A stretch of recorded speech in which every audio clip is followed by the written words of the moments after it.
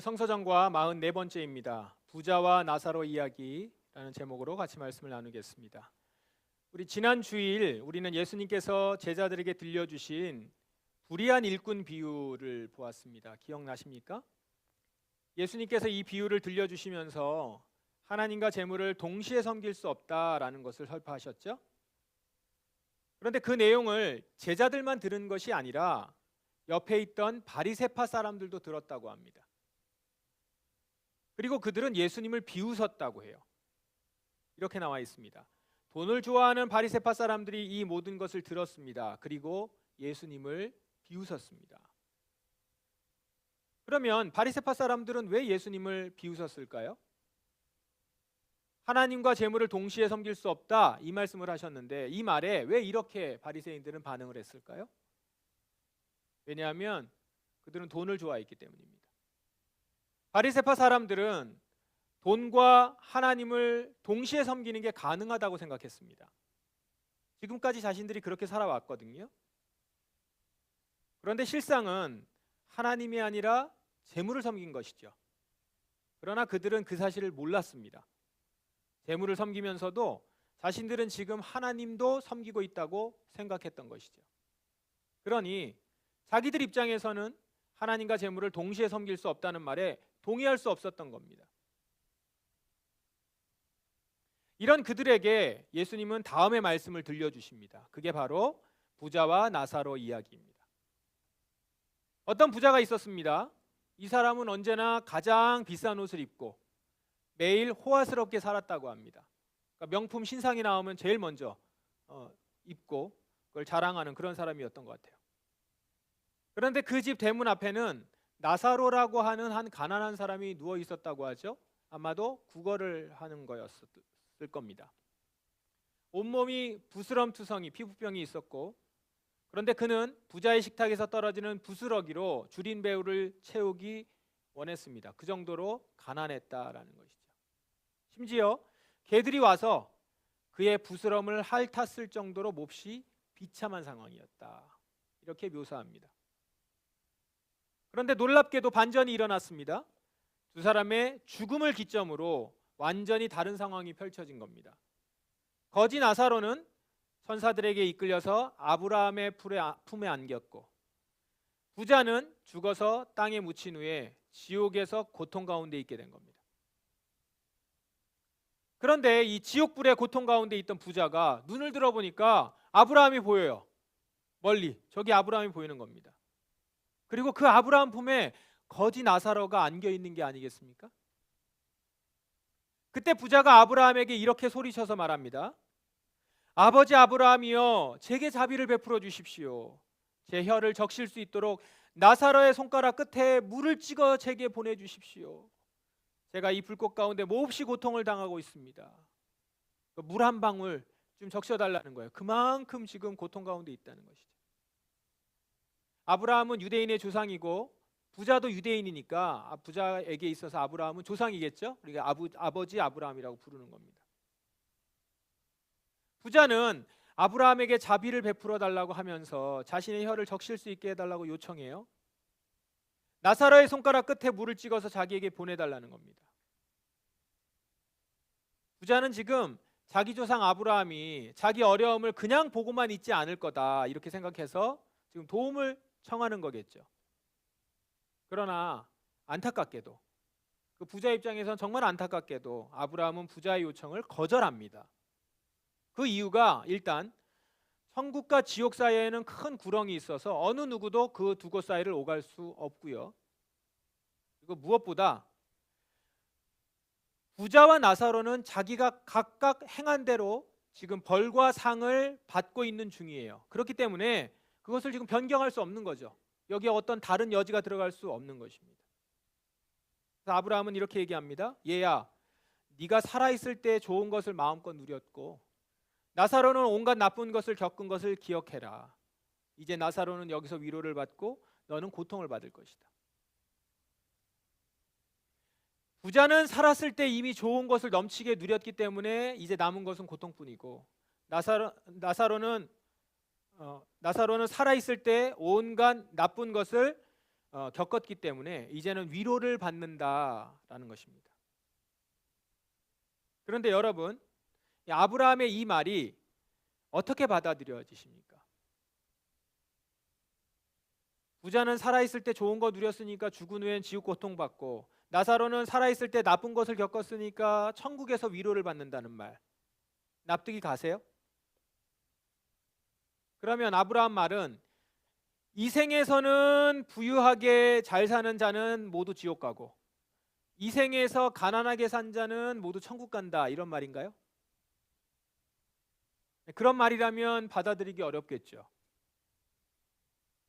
그런데 뒤에 내용을 보면 부자가 단지 부유하게 살았다는 이유만으로 지옥에 간 것이 아님을 알 수 있습니다.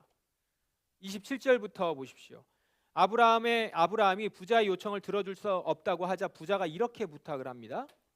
그러면 제발 부탁입니다. 아버지, 나사로를 내 집안에 보내주십시오. 제게 형제가 5명이 있는데 나사로가 가서 증언하여서 그들이 이 고통받는 곳에 오지 않게 해주십시오. 자기는 이제 끝났으니까 자기 동생들이라도 지옥에 오지 않게 하고 싶었던 거예요. 그러나 부자의 부탁을 들은 아브라함은 그들에게는 모세와 예언자들이 있으니, 모세와 예언자, 율법과 예언서죠. 곧 구약 성경을 말합니다. 모세와 예언자들이 있으니 그들의 소리를 들어야 한다. 성경 읽으면 된다는 겁니다. 그랬더니 부자가 뭐라고 합니까? 그렇지 않습니다, 아버지 아브라함이요. 누군가 죽었다가 살아나서 그들에게로 가면 그들이 회개할 것입니다. 단지 성경을 읽는 것으로는 안 되고 죽었다가 산 자의 증언을 들으면 동생들이 회개할 것이다 라는 거예요. 자, 이 말인즉슨 부자 자기를 포함해서 자기 5 형제들이 지금 어떻다는 거예요? 회개하지 않았다는 거죠. 자기도 회개하지 않고 죽은 거고, 자기 삶의 주권을 하나님께 내어드리지 않고 스스로 주인이 되어서 살았다는 말이에요. 다시 말해 부자와 5 형제는 하나님 말씀을 무시하고 자기 마음대로 교만한 인생을 살았다라는 것입니다. 그래서 지옥 간 거예요. 부자는 단지 부유하게 살아서 지옥 간 게 아니라 교만하여 하나님을 섬기지 않았기 때문에 지옥에 간 것입니다. 반면에 나사로는 온갖 나쁜 것을 겪었다라고 기록되어 있죠. 여기에 그 나쁜 것은 영어 번역 중에 하나는 이렇게 되어 있습니다. evil things 되어 있습니다. 그러니까 악한 것, 사악한 것.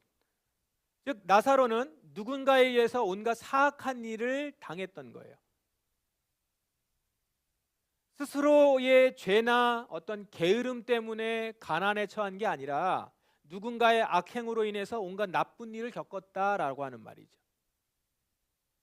하늘에서 위로를 받을 만큼 이 땅에서 부당하고 억울한 취급을 받았다는 말입니다. 그래서 하나님께서는 그런 나사로를 마침내 천국으로 인도해 주셨던 것입니다. 부자가 교만하다는 근거가 또 있습니다.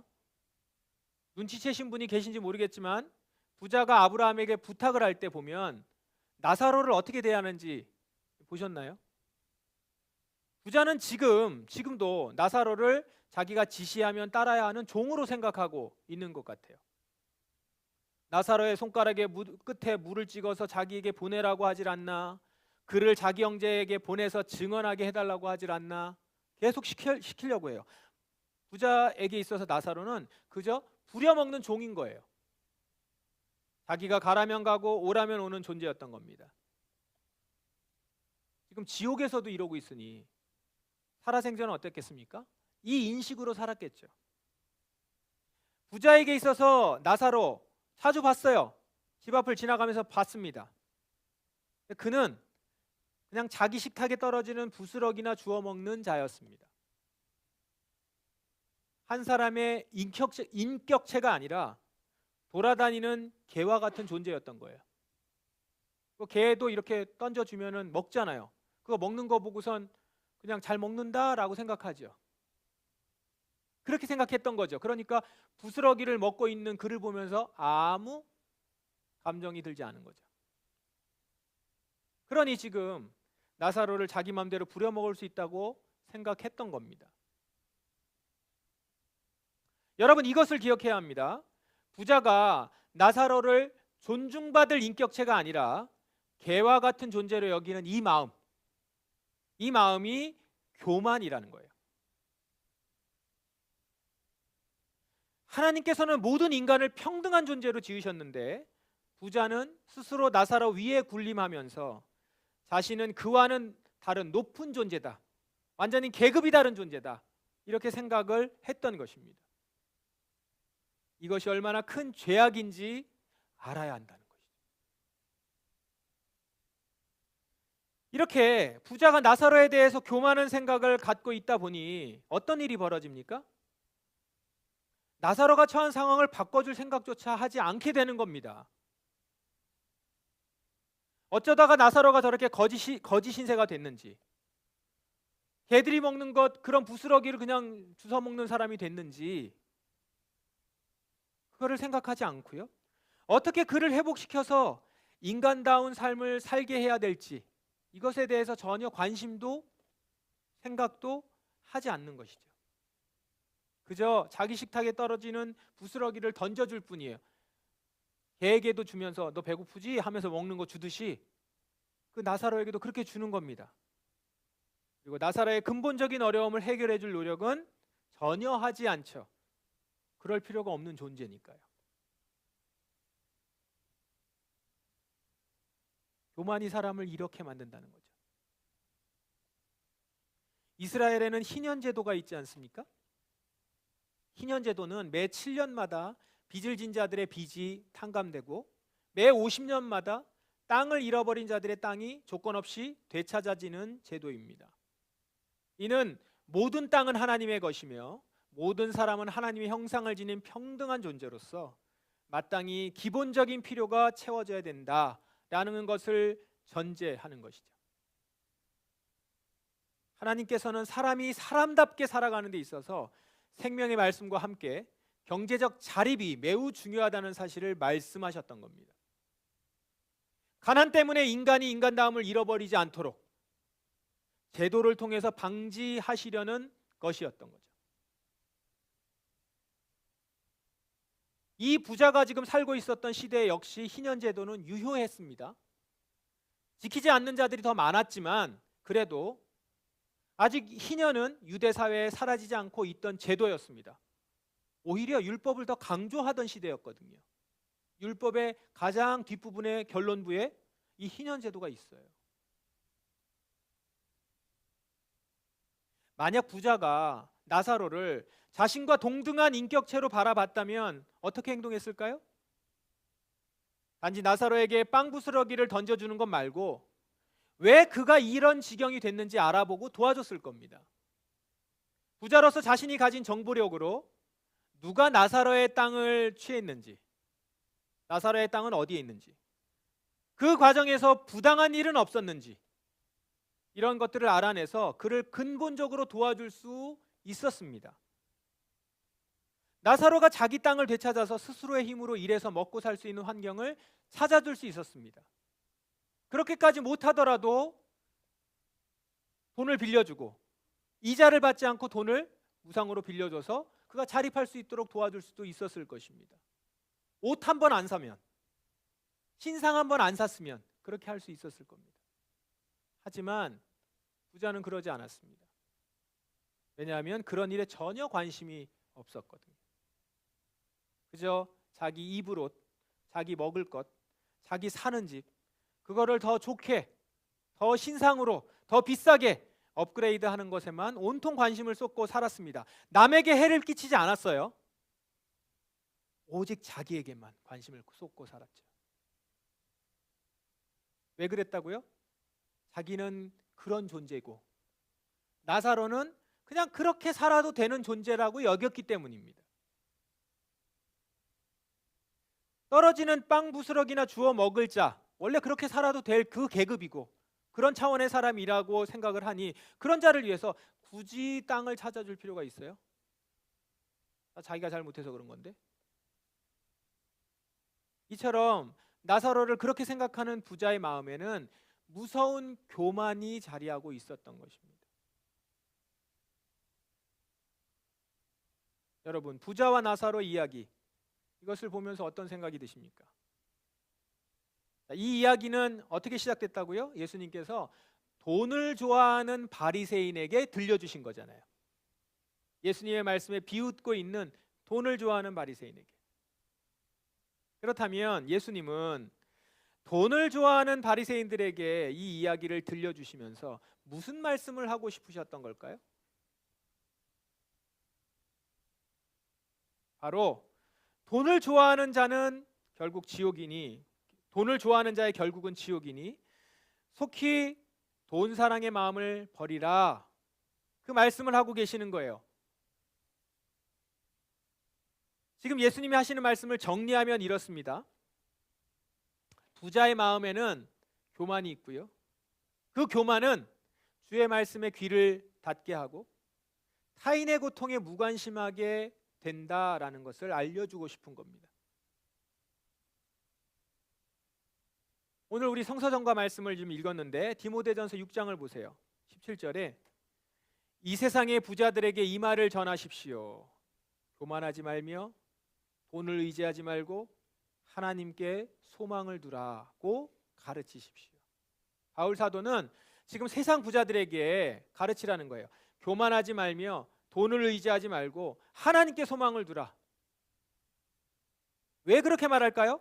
부자가 되면 쉽게 교만해져서 돈을 의지하고 하나님께 소망을 두지 않기 때문에 그렇게 말하는 것 아니겠어요? 여러분, 실제 돈이 많아지면 사람은 교만해집니다. 잘 모르시죠? 돈이 많아지면 교만해집니다. 부자인데 겸손하기는 몹시 어려운 일이에요. 부자가 되어서 교만해지면 크게 두 가지 반응이 나타난다는 거예요. 첫째는 주의 말씀을 듣지 않습니다. 하나님에 대해 관심이 없어요. 지금 부자와 그의 5 형제들을 보세요. 그렇지 않습니까? 평소 율법과 예언서를 보지도 듣지도 않았습니다. 내가 지금 아쉬운 게 없고 만족스러운데 하나님의 말씀을 찾겠습니까? 지금 패션 잡지 하나를 더 잘 봐야지, 내가 제일 먼저 신상을 얻어서 옷을 입어야 되고 좋은 걸로 우리 집을 인테리어 해야 되고 파티해야 되고 맛있는 거 먹는 거 핫플레이스 찾아서 가야 되는데 그거 보기 바쁜데 어디 지금 성경 볼 시간이 있어요.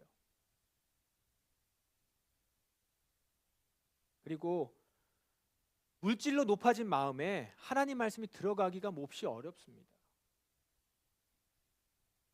그래서 예수님이 제자들에게 가난한 자가 복이 있다라고 하신 것 아니겠어요? 가난한 게 차라리 복이에요. 또한 부자가 돼서 교만해진 사람은 대개 타인의 고통에 무관심합니다. 종종 가난한 이웃을 돕는 일에 지갑을 열고 구제도 해요. 그렇지만 딱 거기까지. 개인적인 구제를 넘어서서 왜 지금 가난한 자들이 생겨나는지, 어떻게 하면 이런 문제를 구조적으로 해결할 수 있을지 고민하지 않습니다. 소득 불평등이나 경제정의, 복지 이런 것에 대해서 얘기하면 그건 공산주의자나 하는 얘기다, 이렇게 매도하면서 부자들의 논리를 지지하죠. 당장 내가 내는 세금이 또 늘어난다고 생각하니까 그런 이슈들은 아예 일부러 회피하는 것일지도 모르겠습니다. 교회가 희년 정신을 무시하는 것도 비슷한 맥락입니다. 가난의 원인을 추적해 들어가면 가장 주요한 원인이 부동산 불로소득이다라는 것을 알게 되는데, 하지만 정작 그 문제를 해결하려고 하다 보니까 당장 내 부동산에 나오는 이익이 줄어들잖아요. 그러니 이 문제에 목소리를 내지 않습니다. 가난한 자들을 위해서 구제도 하고 후원도 하지만 근본적으로 우리 사회에서 가난을 양산하는 소득 불평등이나 부동산 불로소득 문제에 대해서는 관심도 없고 심지어 그런 문제를 언급조차 하고 싶지 않은 겁니다. 그런데 여러분, 이게 어떤 마음이라고요? 이런 마음이 교만한 마음이라는 것이죠. 교만이라는 거예요. 이렇게 얘기하거든요. 어떻게 모든 사람이 깨끗한 집에서 살 수 있냐? 돈이 없는 사람은 그렇게 살 수밖에 없다. 자기 몫이지. 자기가 노력을 안 해서 그런 거지. 이 생각이 교만이라는 겁니다. 하나님은 모든 사람을 당신의 형상을 가진 동등한 인격체로 만드셨는데, 우리는 돈이 있는 사람은 인격체로 삶을 누릴 수 있지만 돈이 없으면 그런 삶을 누리지 못하는 건 당연하다라고 보는 것, 그 생각이 교만이라는 겁니다. 주거권을 보장하기 위해서 사회제도를 바꿀 생각을 하지 않고 그런 일은 어쩔 수 없다, 이렇게 생각하는 것이 교만이라는 겁니다.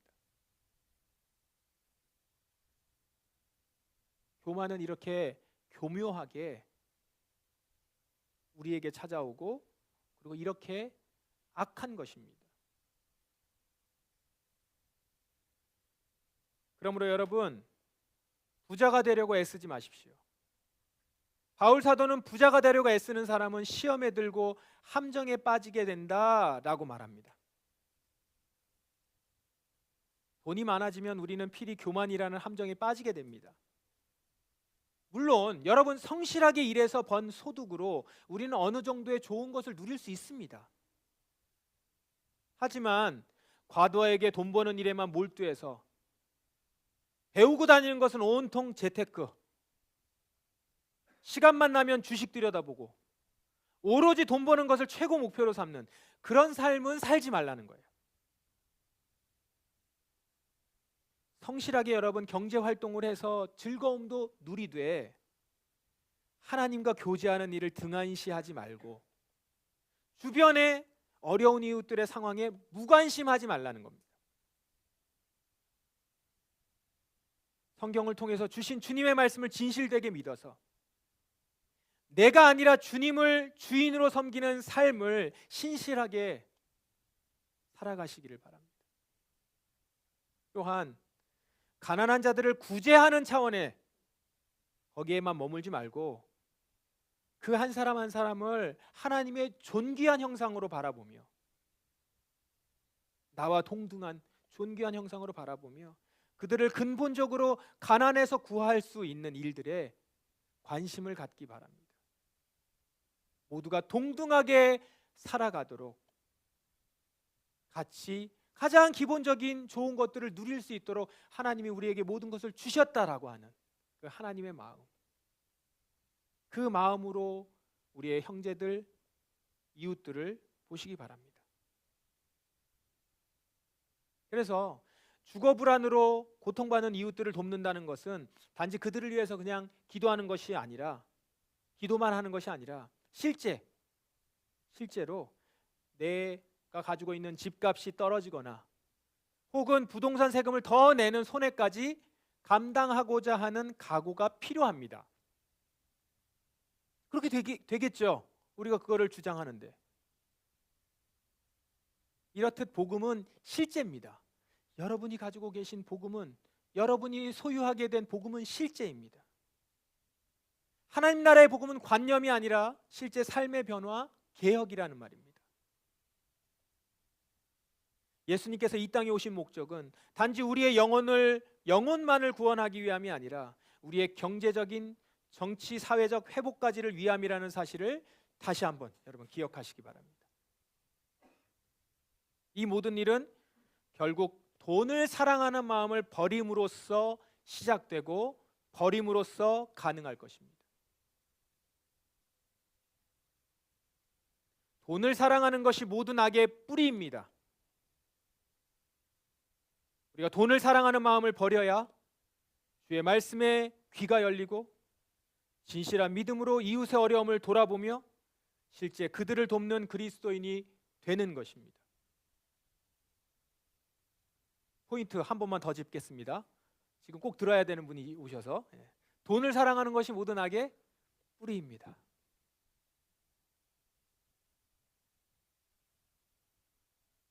우리가 돈을 사랑하는 마음을 버려야 주의 말씀에 귀가 열리고 진실한 믿음으로 이웃의 어려움을 돌아보며 실제 그들을 돕는 그리스도인이 되는 것입니다.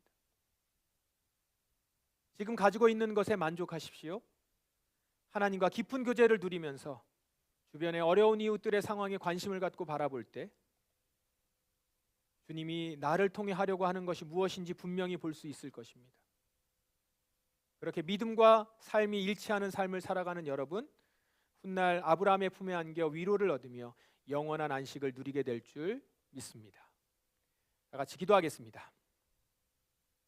이 시간 함께 기도합니다.